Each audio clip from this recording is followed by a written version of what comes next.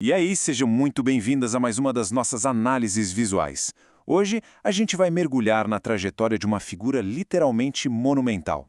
Nós vamos destrinchar a vida, a obra, enfim, tudo sobre um dos maiores virtuosos do violão que o mundo já viu. Um cara que, com 6 cordas na mão, mudou para sempre a música brasileira. Bora lá? Olha só essa frase.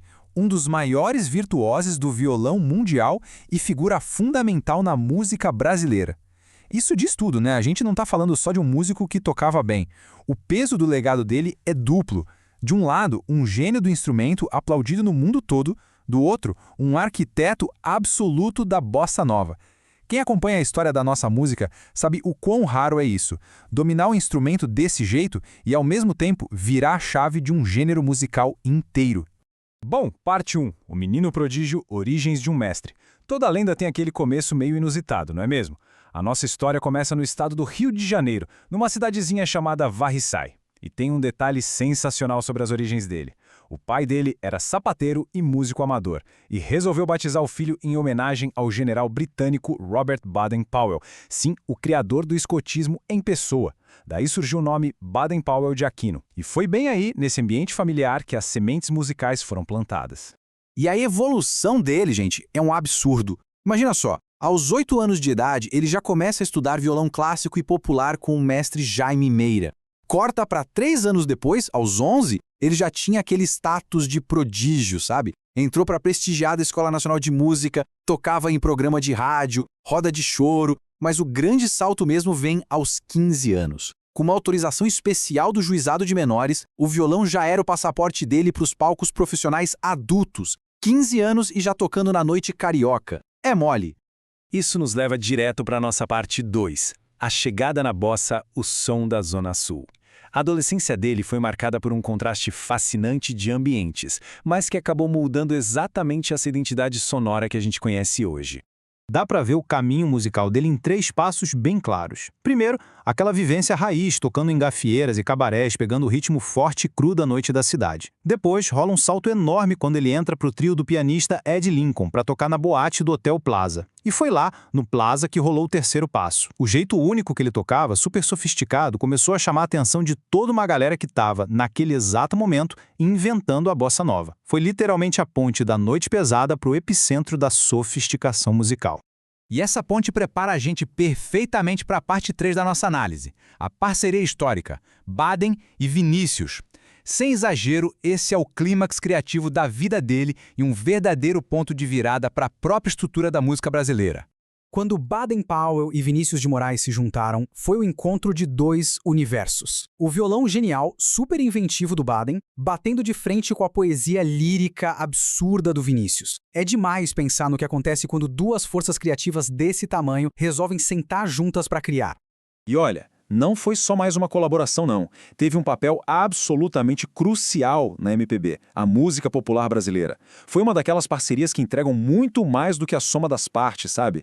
Juntos, eles não fizeram só músicas de sucesso, eles basicamente criaram novos alicerces para a MPB, abrindo portas para experimentações e profundidades que antes pareciam inalcançáveis. O que nos joga direto para o resultado prático e revolucionário disso tudo. Na parte 4, os afro-sambas, uma nova batida. Esse é o conceito musical de altíssimo nível que nasceu dessa amizade lendária entre o virtuoso e o poeta.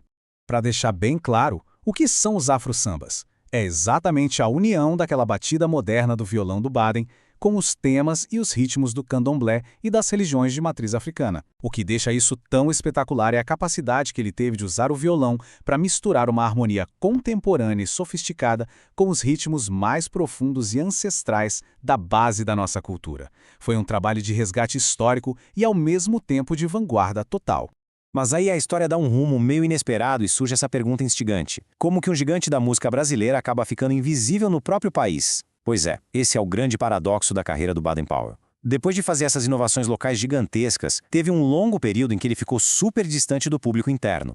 Então chegamos na nossa sessão final, 5, sucesso no exterior, o mundo versus Brasil. A gente entra agora naquela era que cobre desde os anos 60 até os anos 90. E o paradoxo fica evidente bem aqui. Pensa bem. Lá fora, ele tinha o status de astro global. Durante essas décadas, ele morou anos na Europa, principalmente na França e na Alemanha. O prestígio dele no exterior era um estrondo, com shows lotados e vendas massivas de discos em mercados super exigentes tipo o Japão, os Estados Unidos e a Europa toda. Mas, por outro lado, aqui no Brasil o cenário era de quase invisibilidade. Ele ficou décadas distante do grande público e dos nossos palcos.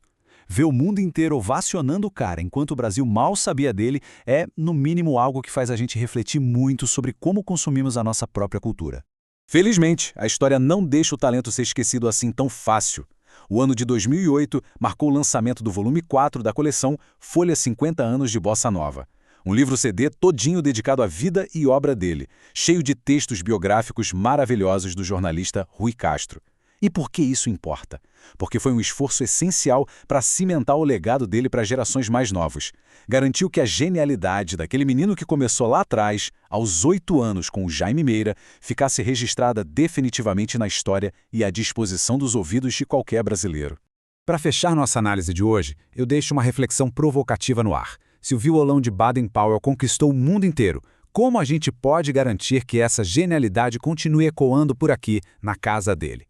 Essa é uma questão vital sobre como preservamos e valorizamos o nosso legado. O primeiro passo, com certeza absoluta, é ir atrás das gravações originais e sentir a mágica daquelas cordas acontecendo de novo. O virtuosismo do Baden é atemporal. Redescobrir o som dele é sempre um choque. Fica aí o meu convite para vocês irem ouvir. Um abraço e até a próxima.